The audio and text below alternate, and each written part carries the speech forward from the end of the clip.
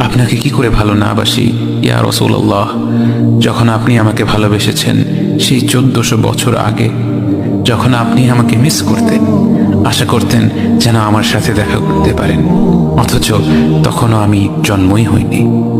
সেদিন সাহাবীরা আপনার চোখে পানি দেখে বলল, ইয়া রাসূলুল্লাহ, আপনি কাঁদছেন কেন?